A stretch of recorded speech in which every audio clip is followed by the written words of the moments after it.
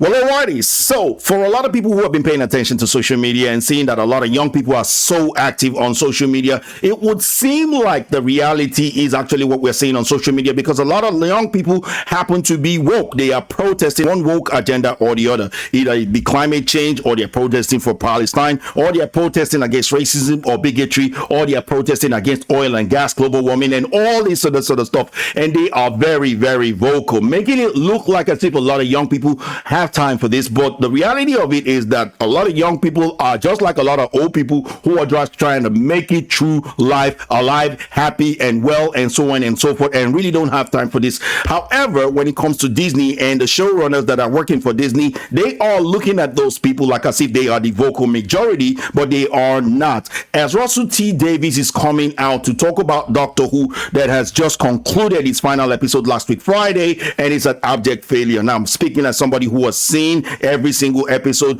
of the latest season one's Disneyfication of Doctor Who, the woke Doctor Who in Ncuti gatwa. I can categorically tell you guys that it is a woke piece of trash. However, when it comes to Russell T Davies, it is an absolute success. Doctor Who's ratings are a success for Russell T Davies in a way that's crucial to its future. Now, basically, he's trying to say that they are appealing to younger audience, and younger audience are really buying into this because it is doing well with younger audience. However, generally, when it comes to the ratings, nobody's actually seeing this show. You can see the ratings for yourself. And also, when it comes to the reviews, people really don't like this show. Now, an interesting article that I came across from New York Times that happens to be a woke outlet, very, very, what do you call it? Legacy media. They are a woke outlet. They wrote a piece on this show, reviewing every episode from the beginning to the end, or reviewing the last season. They didn't review all the episodes, but they reviewed the last season. And the person that is actually the writer for this particular article happens to be a woke critic, in my own personal opinion. So this person falls in line with the kind of people that Russell T Davies wants to appeal to. So I want us to dive into this, see what she had to say in terms of the show. And I gotta tell you guys, she has some really legitimate criticisms for this show, and a bit of woke criticisms as well. So let's dive into it. I'm going to share my opinion as we go along. Feel free to share yours in the comment section below, and do not forget to smash the like button on this video. Thank you very much, Lee. Now, without further ado, here we go. Doctor Who season in review. The Doctor might be on a new path. Don't know what that means. Maybe the path is not necessarily a good one. Ncuti gatwa shined as the 15th Doctor. Oh my God, they just have to give him his flowers. But the long-running show feels at crossroads as it concludes its latest season. Abysmal with the Sutek theme. Very, very abysmal. They dragged him like a dog. Doctor Who is a show of paradoxes. At its best, it's a show about a time-traveling space adventurer alien who ceaselessly untangles the mysteries of the universe. That's talking about the first 13 Doctors, and often invites his own. At its worst, talking about Ncuti gatwa, it's plagued by its contradictions, incoherent or unintelligible narrative, logic, inconsistent writing, uneven tone. Now, these are absolutely logic criticisms in my own personal opinion. Stacked with effervescence, charms, and staggering emotions range. Ncuti gatwa emotional range by meaning screaming, crying, and also being very gay. Hey babes, hi babes, this babes, and repetitive when he's doing a lot of his, whatever, and it just takes away from the actual show itself. I mean, when you watch Space Babies, he said space babies, babies, space babies, babies, space babies, and he said push the button, push the button, push the button, push the button, so many times that we knew the payoff in the end was going to be him pushing a button and saving the day. It was just ridiculous. Anyway, he said stuck with effervescence, charms, and staggering emotional range. Ncuti gatwa as 15th Doctor is perfect representation of the new era of Doctor Who. No, he is not. The only key reason why you are saying this is because it's black and gay. He's the show's first black gay Doctor, bringing diversity to a show that has severely lacked it. Are you serious? Seriously, you didn't see season 12 at all? You probably did not, because it was riddled with diversity, and Doctor Who has always been diverse. What you're just trying to say is that you wanted the character to be diverse. Now, mind you guys, I gotta say this. not all shows in this world needs diversity. Not all shows needs inclusivity. Not all show needs those agenda. I mean, there are shows that has diversity, inclusivity, and I'm not totally against all those sort of stuff if the show still keeps its core values of what makes the show interesting and entertaining. A show like Umbrella's Academy, I think it's a perfectly good show that, you know, some people might consider as woke, but it's really good. X-Men 97, for instance, some people might consider it woke, but it's a very, very good show. So it's not all shows in this world that needs to be diverse, for goodness sake. In just one season, Gatwa has delivered perhaps the strongest acting of the character, certainly in recent years. His performance is more tactile than those of his predecessors. The 15th Doctor fully inhabits his body, dancing, gesture, and throwing every bit of his physical presence into his line deliveries. I will say that's the Disneyfication, because that's not what the Doctor is all about. It takes away from the tone of the show, and it takes people away from the show. That's not the Doctor at all. The 15th Doctor is also more sensual and openly flirtatious than any previous incarnations, which is why Russell D. Davies shifted his, trying to push this towards 16-year-olds to 34-year-olds. He exudes chemistry with every scene partner, including Rogue, a space bounty hunter, and this is where they try to talk about that awful kiss, in my own personal opinion. The kiss the two shares, first openly romantic same-sex kiss. No, you guys initially said it was the first same-sex kiss, because most of these people aren't really watching the show. They never were fans of the show. They only started watching it because of Ncuti, gatwa, because of what they could push, because of the agendas. This kiss was remarkable leap for the show. No, it has seen a gay kiss before between Christopher Eccleston's Doctor and the character of Jack Hartnett. Everyone knows that, especially happening in the first season under Disney, a brand that has historically been hesitant to depict queer relationships. Are you sure about that? They've been depicting queer relationship in many of their movies and shows. I mean, in Black Panther, I think in Buzz Lightyear, and so many other movies that they brought out there. However, the show will actually push this relationship. How far it will push this relationship remains to be seen. The flirtations between the Doctor and Rogue builds rapidly, which is just too rapid. In 2 seconds, the Doctor was already in love, which is out of character for him, in my own opinion. And despite the show's fresh attention to diversity, which is what this person is very much interested in, this Doctor's race has barely been even alluded to. And why is she saying this? Because she's black. Maya Felix is black, and so she doesn't like the fact that they did not use the race. And categorically, I done said this before, one of the key reasons why they selected Ncuti Gatwa to play this is so that they can push the idea or push the messaging of racism and bigotry out in the world, that people just wouldn't accept him because of their race or his race or because of who he chooses to sleep with.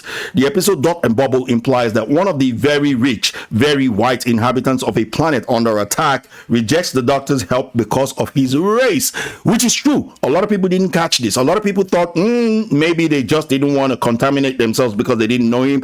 But the reality of it was that the messaging that they were trying to push, which Ncuti Gatwa actually alluded to before that episode came out, was racism. And also, it was an allegory for white privilege. That white people are just privileged. White people are just rich. And these rich white folks are just inherently racist. We've seen this tone being pushed by, Disney, and indeed coming out of Hollywood time and time again. Some side of a reverse racism type of agenda. Reverse racism is racism, in my own opinion. And the episode Rogue takes place in Bridgerton-inspired alternative version of 1813. It's not the alternative version of 1813. It is the actual version of 1813 as a flimsy workaround for placing a black Doctor in the middle of a Regency era England without needing to deal with such sticky topics as slavery. Now, the Doctor isn't here to solve social political issues, but this person is woke. This person is absolutely woke. And what this person is telling you, Mr. Russell T. Davies, I am super woke and I want to push my woke messaging, is that you are not woke enough, and you will never be woke enough. Not for these people, not now, not ever. If you pander to them, they will ask for more. You gave them a black Doctor, now they want slavery. They want whiplashing of black people on screen so that people can see how bad and how evil white people are. You idiot, you dummy. You never placate to these people. Never, ever. The new Doctor Who's a lighter, brighter affair in several other respects as well. For all of his sparkling humanity, Gatwa has introduced into the typically more emotionally guarded alien hero. His Doctor also lacks the ruthlessness and darkness that occasionally surfaces in the character who has been scarred from witnessing every kind of genocide and war. This I totally agree with, that this is not the Doctor. This is Ncuti Gatwa playing or parading himself as the Doctor, and this is what Russell T Davies wanted. He said it himself. He said, we try to make it simpler. According to this particular article, he said, we try to make it simpler for the audience, but what you did is you didn't make it just simpler, you made this guy a simpleton. Listen to this. He said, as Davies has also stated in coming back, I wanted to make it simpler and I wanted to make it younger. So you are trying to tell me that young people are dumb, that they are not, smart enough to actually understand or relate or, enjoy the Doctor Who show as it has been a science-based show, a sci-fi based show, right? No, they can't really process that because they are young and impressionable, which leads to what I've been trying to say all along, that this is what they have been trying to do, push their messaging and try to, radicalize more young and impressionable people, in my own personal opinion. Russell T Davies, who has returned as the Doctor showrunner after successfully kicking off the series reboot in 2005, has infused the show with a level of cheesiness and camp that feels at odds with the series, including his own previous run. In the second episode of the season, the drag theatrical of the Maestro, played by the RuPaul Drag Race star Jinx Monsoon, gave more cartoonish Cruella de Vil menacing god of music than the season's song and dance numbers were too high school, and the season's song and dance numbers were too high school musical for a show that often digs into the more sinister corners of the universe. I still 100% agree. Now, part of the woke stuff that this critic is actually putting out there, need I say that she does have some really good strong points. This is why I say try to listen to everybody. This is why I try to read and learn from everybody, because the reality of it is that nobody's perfect, and even the woke-minded people, a broken clock can be right, twice a day. So it's the same thing that's happening here. She's absolutely correct on many of these things. Occasionally, even individual episodes felt tonally dissonant from start to the end, like 73 Yards, which began with a promising horror movie vibes. That's what I thought as well. I mean, I was, feeling it in the beginning before unraveling with an incomprehensible time travel paradox plot. Like, it was absolutely incomprehensible. What was the essence of that? Nobody remembers the event of that particular thing. The Doctor doesn't know what happened. It wasn't even at the center of the solution. The solution was never explained, which is something that they always try to do in Doctor Who, which goes to show that, to me, these people have run out of ideas. They don't have any good ideas. So they are trying to tarnish whatever good that they've already done in the first instance, all in the name of woke agenda, and think that if they cover it up with this woke agenda, everyone's just going to go with it. But even the woke isn't going with it. And the bleak, gritty boom by the longtime Doctor's showrun writer Stephen Moffat about a war-torn planet where war is the best capitalist incentive maintained the highest, most believable stakes of the season. I agree with that. And I actually like that episode because I'm an anti-war person myself. I don't like this war thing, and I know that the two major wars that are going on in the world today are actually being pushed, in my own personal opinion, they're actually being pushed by the industrial military complex. They are actually gaining, they are actually making a lot of money from it. This is one of the bad sides or the dark sides of capitalism, and I'm not against capitalism. I am very much for it. I think that a lot of company benefits, a lot of countries benefit from it, and without it, a lot of countries across the world will crumble, including the Scandinavian countries that try to go full woke and try to go full socialism in the 70s. They crumbled, and so they had to make a certain aspect of their country more capitalistic so that they can survive. So I'm not against capitalism. I'm just against evil capitalism, like mutilation of children, all for pushing woke agendas, the trans agenda, and so on and so forth. I am against that capitalism because a lot of doctors are supporting that because it makes them money. The health cares are supporting that because it makes them a lot of money. So I am against that, and I am against that particular, idea of pushing war, the military industrial complex, and so on and so forth. So she's also right about that, maintaining its higher stake that is believable. So, and that's good. I actually like that episode because of what they tried to do, the allegory for what it stood for. But that's Stephen Moffat coming back to save Russell T Davies' ass. The Stellar episode was significantly more in line with the peak Doctor Who than most of the other more kitschy episodes in the season. Thank you very much, lady. Thank you very much. Because with the exception of Boom, the series has adopted a fresh gloss of even its to even its appearance, more vibrant color and costumes, more vivid lighting design, and more expensive CGI that ironically doesn't offer much more than artificial looking silly antagonists. Like Sutek was just absolutely terrible, man. And the way they ended Sutek, man, it was just dragging him like a dog was, oh my god, I don't even know what to say. I'm so disappointed that I don't even know what to say at this point. Now she goes on to talk about Jodie Whittaker's season. I'm surprised that she's not talking about how diverse that particular season was, because it was full of diversity. That's all they pushed with the Jodie Whittaker era. Doctor Who series 12 finally makes me feel seen. A lot of diverse people, a black doctor, a black dude, a black whatever, and an Asian or an Indian master, and a polysexual guy.